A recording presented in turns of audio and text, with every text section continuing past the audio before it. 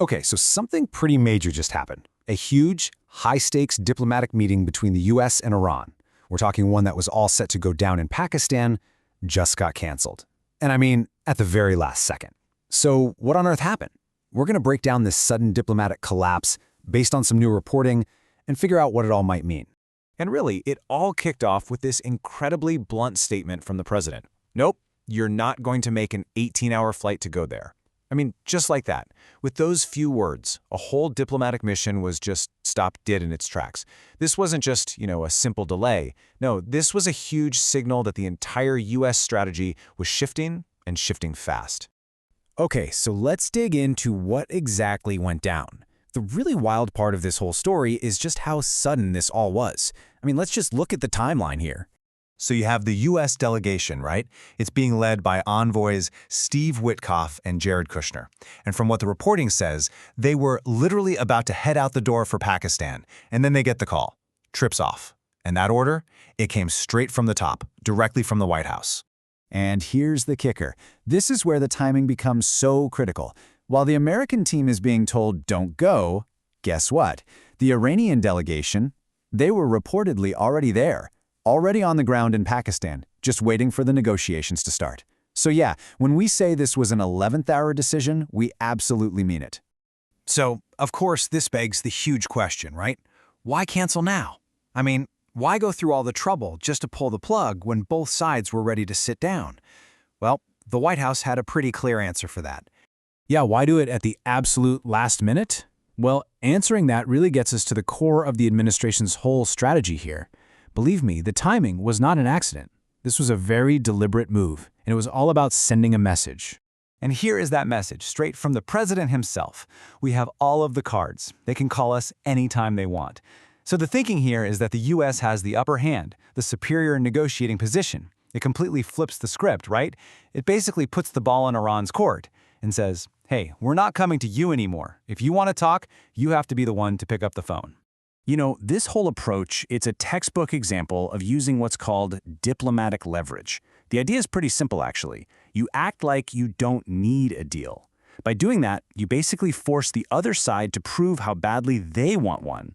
The hope is that they'll start giving up more ground, making more concessions. That phrase, holding all the cards, that's the absolute heart of this kind of strategy. Right, but this move isn't happening in a vacuum. The cancellation, it wasn't just some random one-off event. It's actually a really important piece of a much bigger strategy, what's being called a maximum pressure campaign. And the whole point is to force Iran to the negotiating table, but on U.S. terms. Okay, maximum pressure, that sounds intense. But what does it actually look like? What does it mean on the ground?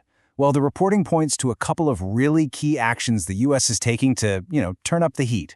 So there are two really big things that were highlighted. First up, brand new sanctions. These are hitting 48 different shipping firms and vessels, basically going after what's called Iran's shadow fleet. That's a network of ships they use to try and get around existing sanctions. And second, and this is a big one, a real full blockade of the Strait of Hormuz, which is, an absolutely critical waterway. And look, we need to be really clear about this. This is not some passive thing, like just parking some ships there. A quote that was attributed to the defense secretary makes the stakes unbelievably high. The blockade will use up to and including lethal force if necessary. Wow, I mean, that's not just tough talk or political posturing. That is a direct, serious threat. Okay, so the talks are off, the pressure is way up. What in the world happens next? The report we're looking at actually brought in some experts to try and figure out what the potential fallout from all this could be. And one of the most sobering predictions came from Medal of Honor recipient Dakota Meyer.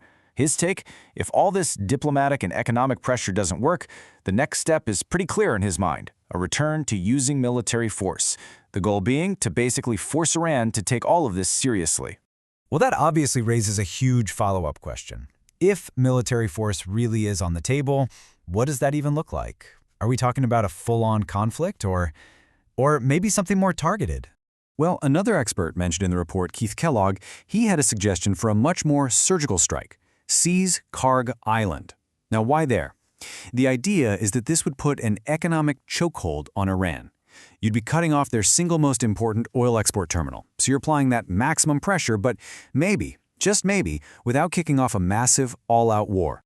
This next quote, again from Dakota Meyer, really captures the urgent thinking behind this whole strategy. He says, when you have somebody on the ground, you finish them off. Do not let them get back up.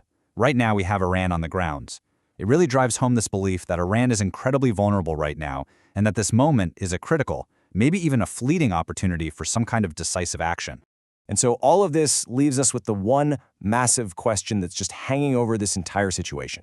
Is this incredibly aggressive strategy a brilliant move, a masterstroke of negotiation that's going to use all of this leverage to force a much better deal, or is it a really dangerous escalation, one that's pushing everyone down a path that makes a real military conflict more, not less, likely? Right now, nobody knows for sure.